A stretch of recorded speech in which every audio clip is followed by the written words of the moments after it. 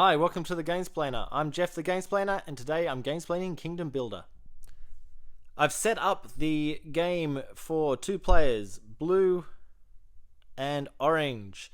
We are set with the Oracle space, which allows me to put 1 extra building in on the matching train type as what I've just built on.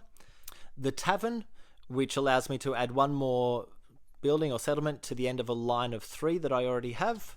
The Farm, which allows me to add 1 more building or settlement onto a grass hex. And the Tower, which allows me to build 1 more building on an edge hex of the game board. The winning conditions are the ones that I went through in the first video. So we're looking for buildings or settlements that are placed along the horizontal lines, so as many horizontal lines as possible. Fill up one of those horizontal lines, and the citizens, which is the one for the largest area altogether.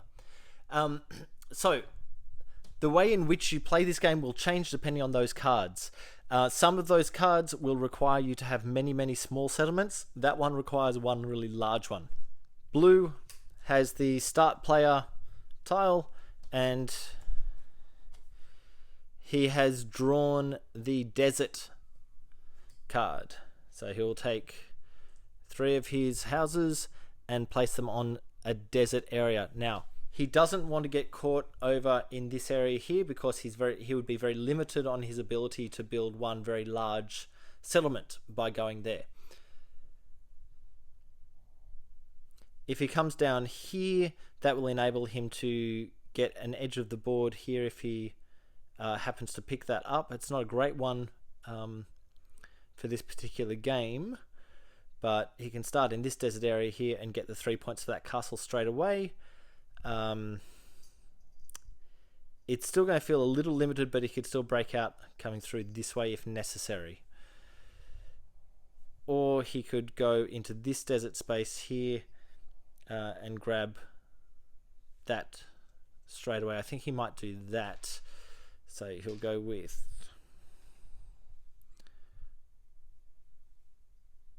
one,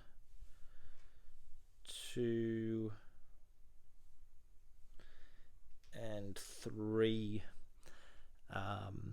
That's a fairly good starting position. So he will take that shit, place it down next to his other ones, and that will be usable for him from the next turn. Orange has also drawn desert. Orange doesn't want to get locked into having to do things close to blue, because you can get locked out from various terrain tiles if you happen to do that.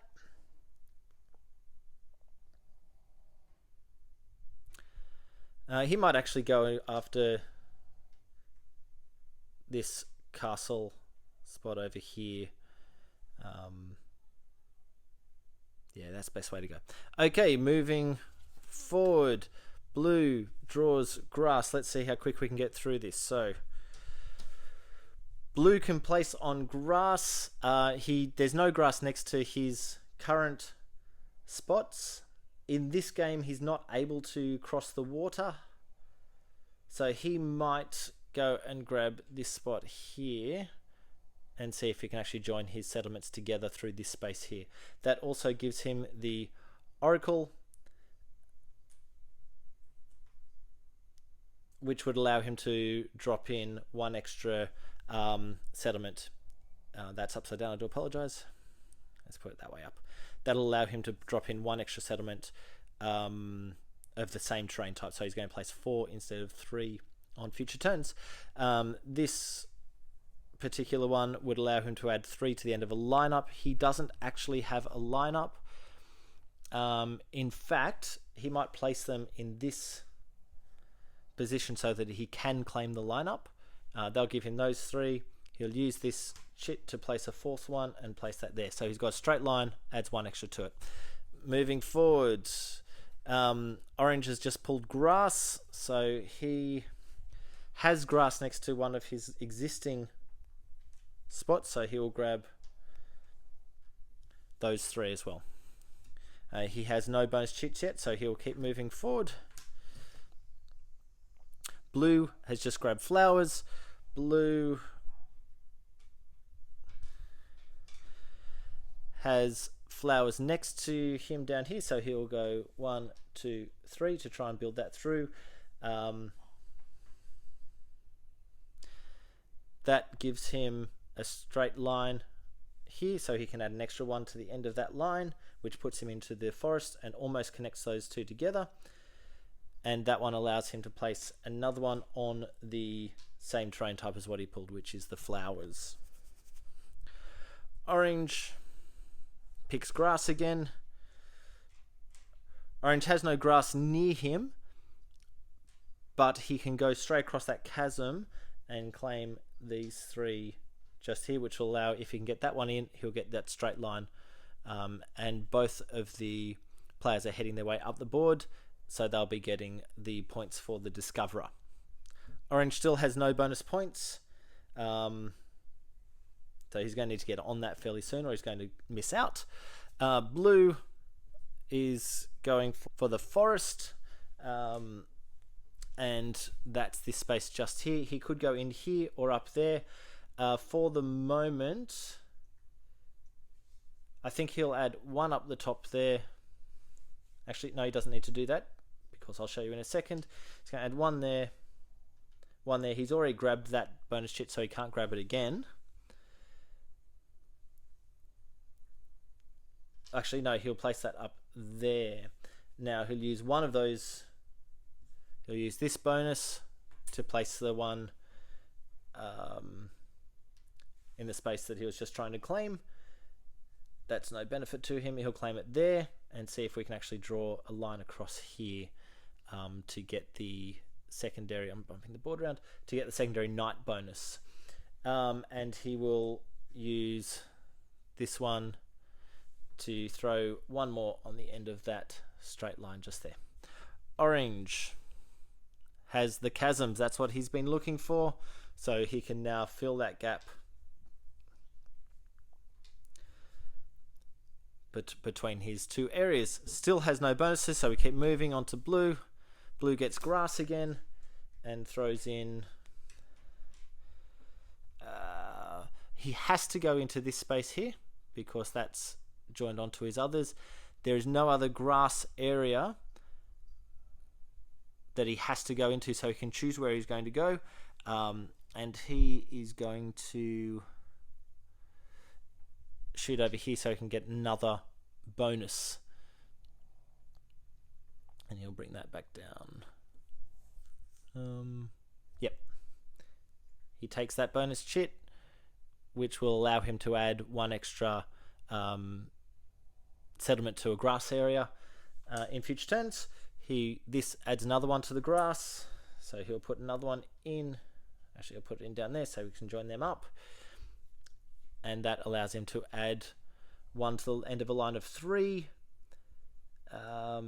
He can't go any further that way because there's water. You're not allowed to build on the water.